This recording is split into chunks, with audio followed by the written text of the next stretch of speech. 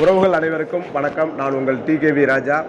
இன்று நம்முடன் சிறப்பு நேர்காணலுக்காக இணைந்திருப்பவர் வளரும் தமிழகம் கட்சியின் மாநில பொதுச் செயலாளர் மரியாதைக்குரிய இமான் சேகர் அவர்கள். ஐயா வணக்கம்.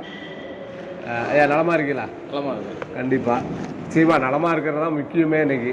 ஏன்னா ஒவ்வொரு போராட்டமாக சந்திச்சுக்கிட்டு வரேன்னு நினைக்கிறேன். அந்த வகையில் வர்ற டிசம்பர் 26, அதாவது இந்த மாதம் 26/12/2024 அன்று சென்னையில் ஒரு கண்டன ஆர்ப்பாட்டம் அறிவிச்சிருக்கீங்க. ஆர்ப்பாட்டத்தோட நோக்கம் என்ன? குறிப்பாக சென்னையை தேர்ந்தெடுத்த நோக்கம் என்ன?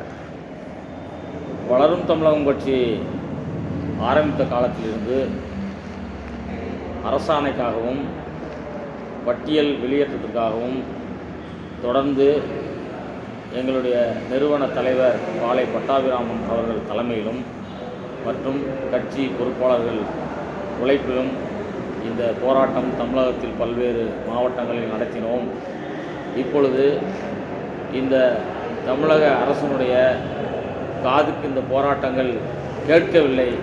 எனவேதான் தலைநகர் சென்னையில் இந்த போராட்டத்தை பெரிய அளவிற்கு நடத்த வேண்டும் என்று கட்சியினுடைய முடிவின் அடிப்படையில் வருகிற 26ஆம் தேதி சென்னையில் எக்மோருக்கு அருகில் உள்ள ராஜரத்னம் அந்த விளையாட்டு அரங்கத்தின் பக்கத்தில் இந்த ஆர்ப்பாட்டத்தை நடத்த இருக்கிறோம்.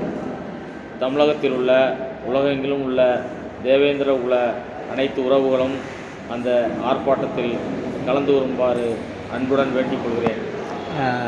குறிப்பாக பட்டியல் மாற்றம் சம்பந்தமாக ஆங்காங்கே கண்டன ஆர்ப்பாட்டம், பொதுக்கூட்டம், கருத்தரங்கம் இவையெல்லாம் இத்தனை நிகழ்வுகளையும் நடத்தி கிடைக்காத ஒரு உங்களுடைய கோரிக்கை சென்னையில் நடந்தால் மட்டும் கிடைக்கும் அப்படின்ற ஒரு நம்பிக்கை இருக்கு. போராட்டத்தினுடைய வீரியம் சென்னையில் இருக்கின்ற அந்த ஊடகங்கள் பெரிய அளவிற்கு அங்கே இருக்கின்ற காரணத்தினால் அந்த ஊடக வெளிச்சமும் அச்சு ஊடகங்களும் பெரிய அளவிற்கு இதை எடுத்துக்கொள்ளும். ஏனென்றால் இது அரசை வலியுறுத்தி இந்த ஆர்ப்பாட்டம் நடப்பதால் அவர்களுக்கு இந்த விளம்பரம் கிடைக்கும். அந்த இதுவரையும் செவிசாய்க்காத தமிழக அரசின் காதுகளில் ஒலிக்க வேண்டும் என்ற ஒரே நோக்கத்திற்காக சென்னையில் இதை நடத்துவதாக முடிவு செய்து நாங்கள் நடத்த இருக்கிறோம். பட்டியல் மாற்றம் என்பது மத்திய அரசு செய்ய வேண்டியதா, மாநில அரசு செய்ய வேண்டியதா? இந்த அரசியல் சட்டப்படி அரசாணையாக இருந்தாலும் பட்டியல் வெளியேற்றமாக இருந்தாலும், அதாவது எஸ்சி பட்டியல் என்பது அரசியலமைப்பு சட்டத்திற்கு உட்பட்ட ஒரு காரியம் என்பதால் அதற்கு மாநில அரசு நேரடியாக செய்ய முடியாது. மாநில அரசு பரிந்துரை செய்ய வேண்டும். அப்படித்தான் அரசாணையையும் பரிந்துரை செய்தது அகில இந்திய அண்ணா திராவிட முன்னேற்ற கழக அரசு. அது நம்முடைய பாரத பிரதமர் அவர்கள் நமக்கு அரசாணை வழங்கினார்கள். இப்பொழுதும் மீண்டும் பாரத பிரதமராக திரு நரேந்திர மோடிஜி அவர்கள் வந்திருக்கிறார், செய்வார் என்ற நம்பிக்கை இருக்கிறது. ஆனால் இப்போ இருக்கிற அரசு, திராவிட முன்னேற்ற கழக அரசு, அங்கு மத்திய அரசு இவர்களை பட்டியலிருந்து வெளியேற்றுவதற்கான முகாந்திரம் என்ன என்ற கேள்வியை எழுப்பியிருக்கிறார்கள். அதற்கு மாநில அரசு இவர்கள் இந்த எஸ்சி பட்டியலில் இருக்கிறார்கள், இவர்கள் இதை விட்டு வெளியே போவதற்கான கோரிக்கை வைக்கிறார்கள். இவர்கள் எஸ்சி பட்டியலை விட்டு போவதற்கான பல்வேறு ஆவணங்களை சமர்ப்பித்திருக்கிறார்கள். வரலாற்று ரீதியாகவும் இலக்கியங்கள் ரீதியாகவும் இவர்கள் மல்லர்கள் எஸ்சி பட்டியல் இருப்பதற்கான வாய்ப்பு இல்லை என்ற ஆய்வை இவர்கள் பரிந்துரை செய்து மத்திய அரசுக்கு அனுப்ப வேண்டும். அப்படி அனுப்பாமல் திராவிட முன்னேற்ற கழக அரசு என்ன காரணத்தினாலோ தெரியவில்லை, தொடர்ந்து தாமதப்படுத்தி கொண்டே இருக்கின்றார்கள்.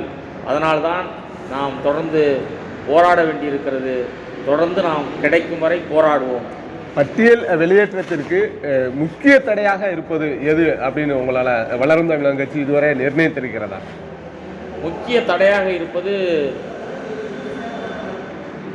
இன்றைக்கு பொறுத்தளவில் இந்த ஆளுங்கட்சியை தான் நாம் சொல்ல வேண்டும்.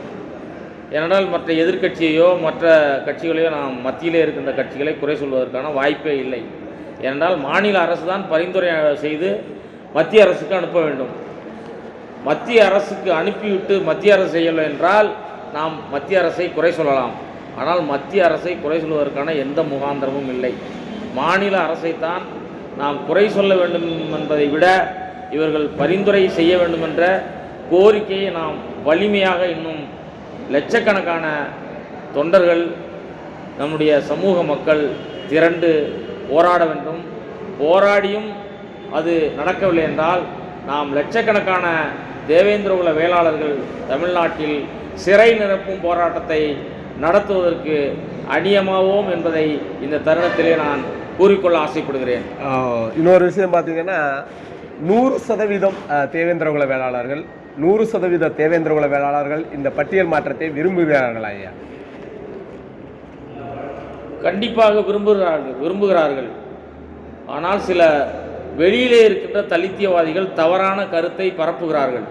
தேவேந்திரகுல வேளாளர்கள் முழுவதுமாக விரும்பவில்லை என்பதை தலித்திய சிந்தனையாளர்கள் வெளியிலே இருக்கிறவர்கள் தான் பரப்புகிறார்களே தவிர எந்த இளைஞர்களும் எஸ்சி பட்டியலை விட்டு வெளியேற வேண்டும் என்று தான் நினைக்கிறார்கள். ஆனால் இது துரதிர்ஷ்டவசமாக சில விஷமத்தனமான செய்திகளை பரப்புகிறார்கள். 100% இந்த மக்கள் பட்டியலை விட்டு வெளியேற வேண்டும் என்பதை ஆணித்தரமாக நாம் கூறுகிறோம், கூறிக்கொண்டிருக்கிறார்கள், அதுக்காக போராடி கொண்டிருக்கிறார்கள். இந்த பட்டியல் வெளியேற்றம் ஒருவேளை தங்கள் போராட்டத்திற்கு பின்போ இன்னும் 1 வருடம் கழித்தோ அல்லது 2 வருடம் கழித்தோ இந்த பட்டியல் வெளியேற்றம் கிடைக்கும் பட்சத்தில் எந்த பட்டியலில் சேர வளரும் தமிழகம் கட்சி நிர்ணயிக்கிறது? அதே போல் எத்தனை சதவீத இடஒதுக்கீடு ஒன்று பிரச்சனை இருக்குங்க. ஆமாம், அந்த இடஒதுக்கீடு எத்தனை சதவீதத்தோட வெளியேறணும்னு இந்த வளரும் தமிழகம் கட்சி நிர்ணயித்திருக்கிறது. இடஒதுக்கீடு என்பது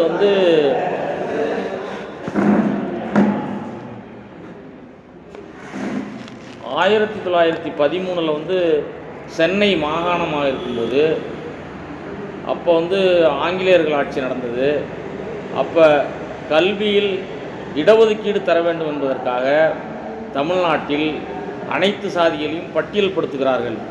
அந்த பட்டியல்படுத்துகிற போது பல்லர் என்கின்ற நம்முடைய சமூகத்தை 1913 பிற்படுத்தப்பட்டோர் பட்டியலில் சேர்த்திருக்கிறார்கள். மீண்டும் எந்த வருடம்? 1913.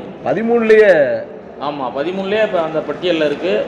அந்த அரசு ஒரு அரசாணையே வெளியிட்டிருக்காங்க. அரசாணைக்கான சான்று எதுவும் இருக்கா? இருக்குது, நம்மள்கிட்ட இருக்குது. அதெல்லாம் எல்லாத்துக்கும் நாங்கள் அனுப்பியிருக்கோம்.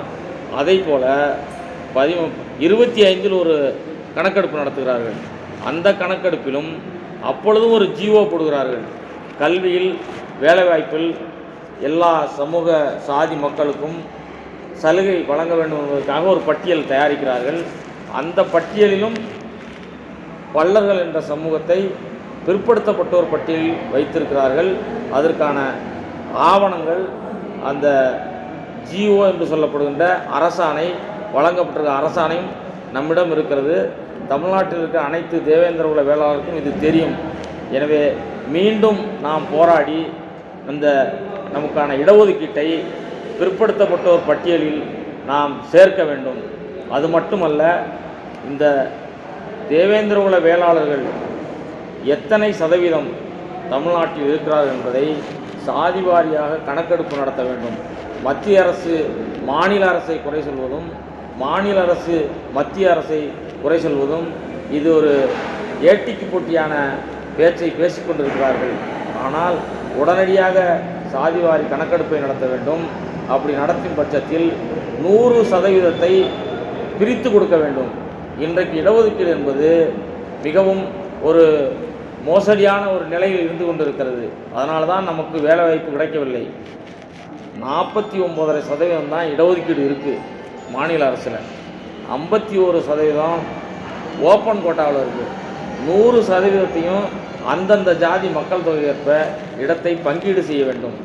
அந்த அடிப்படையில் தேவேந்திரகுல வேளாளர் சமூகம் எத்தனை சதவீதம் இருக்கிறதோ அந்த சதவீதத்திற்கு நமக்கு உள்ஒதுக்கீடு வழங்க வேண்டும். உள்ஒதுக்கீடு வழங்கினால்தான் யாரும் நம்மிடம் உள்ள சதவீதத்தை, நம்முடைய இடத்தை வேலைவாய்ப்பிலும் கல்வியிலும் அடுத்தவர்கள் பறிக்க மாட்டார்கள் என்பதை வளரும் தமிழகம் கட்சி தெளிவாக இருக்கிறது. உள்ஒதுக்கீட்டுடன் கூடிய இடஒதுக்கீட்டு பிற்படுத்தப்பட்டோர் பட்டியலில் நம்மை சேர்க்க வேண்டும் என்ற கோரிக்கையை நாங்கள் முன்வைக்கிறோம். நிச்சயமாக இறுதியாக வருகின்ற 26/12/2024 அன்று மரியாதைக்குரிய பாளை பட்டாபிராமன் அவர்கள், அதாவது வளரும் தமிழகம் கட்சியுடைய தலைவர் அவர்கள் இந்த அறிவித்துள்ள கண்டன ஆர்ப்பாட்டத்திற்கு தாங்கள் விடுக்கும் கோரிக்கை என்னவையா? அளவு மாறுபாடு தான் குண மாறுபாட்டை உருவாக்கும். இது ஒரு மார்க்சிய தத்துவம். 1000 பேர் கூடி போராடுவதை காட்டிலும் 5000 பேர் கூடி போராடுவதில் அந்த போராட்டம் ஒரு வலிமை பெறும். அரசு செவிசாய்க்கும்.